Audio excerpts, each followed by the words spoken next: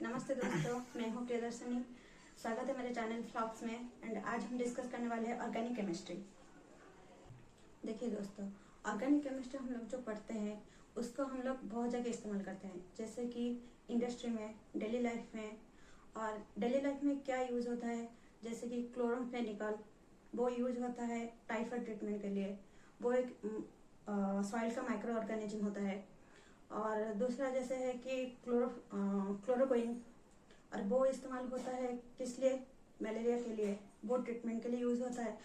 और इसलिए हम लोग ज़्यादा इम्पोर्टेंस देते हैं ऑर्गेनिक केमिस्ट्री को। तो आज हम डिस्कस करेंगे organic chemistry. The replacement of hydrogen atom in hydrocarbon, aliphatic और aromatic by hydrogen atoms results in the formation of alkyl halide और एराइल हैलाइड रेस्पेक्टिवली। जैसे कि एक हाइड्रोजन आटम को और निकालते हैं किसी भी ग्रुप, जैसे कि हाइड्रोकार्बन, एलिफेटिक और एरोमेटिक ग्रुप से हाइड्रोजन निकाल के किसी भी हाइड्रोजन ग्रुप को हम उसमें अटैच करते हैं तो उसको हम बोलते हैं अल्काइल हैलाइड। और अगर एरोमेटिक ग्रुप में अटैच करते हैं तो उसको हम बोलते हैं aryl halide. Haloalkanes contain halogen atoms attached to the sp3 hybridized carbon atom of an alkyl group, and haloarenes contain halogen atom attached to sp2 hybridized carbon atom of an aryl group। जैसे कि किसी भी alkyl group जो कि sp3 hybridised होता है, तो उसमें अगर हाइड्रोजन एटम अटैच करेंगे तो उसको हम बोलेंगे हालोअल्केन्स। जैसे कि आरएल ग्रुप, उसमें अगर sp2 हाइब्रिडाइज्ड कार्बन एटम होता है तो उसमें अगर हम हाइड्रोजन एटम अटैच करेंगे तो उसको हम लोग बोलेंगे हालोअरेन्स। Classification of halogen derivatives. On the basis of number of halogen atoms present, halogen derivatives are classified as mono, di, tri, tetra, etc. halogen derivatives. जैसे कि नंबर ऑफ हाइड्रोजन एटम अगर किसी भी अल्काइल ग्रुप या फिर RL group में attach होता है, उसी नंबर के हिसाब से हम लोग नेमिंग करते हैं। जैसे कि एक ही हाइड्रोजन ग्रुप होता है एक ही अल्काइल ग्रुप में, तो उसको हम लोग बोलते हैं मोनोहालोअल्केन। एक हालोअरीन होता है, तो जैसे कि एक ही आरएल ग्रुप में एक ही हाइड्रोजन एटम होता है तो उसको मोनोहालोअरीन बोलते हैं।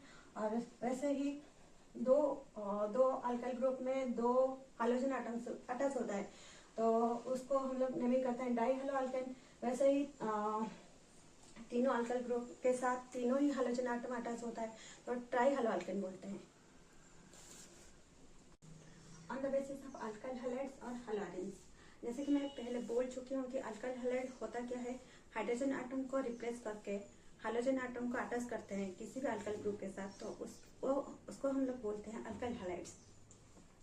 और वो कार्बन के नेचर के अनुसार क्लासिफाइड होता है। जैसे कि अगर किसी भी अल्काइल ग्रुप के साथ हाइड्रोजन एटम को निकाल के किसी और एक अल्काइल ग्रुप अटैच करते हैं तो उसको हम लोग प्राइमरी बोलते हैं।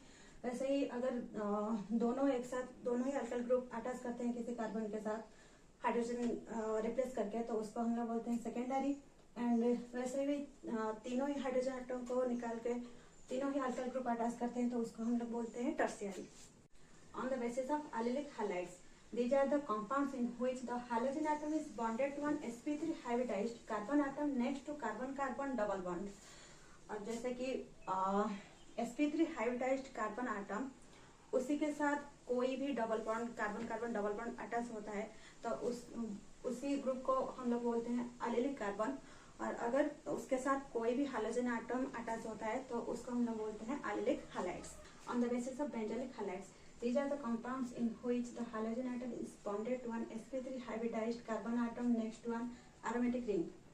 जैसे कि कोई भी बेंजीन या फिर कोई भी एरोमेटिक रिंग के साथ कोई भी कार्बन आटम अटैच होगा और दूसरी तरफ कोई भी हाइड्रोजन आटम अटैच होगा तो उसको हम लोग बोलते हैं बेंजोइक हैलाइड्स।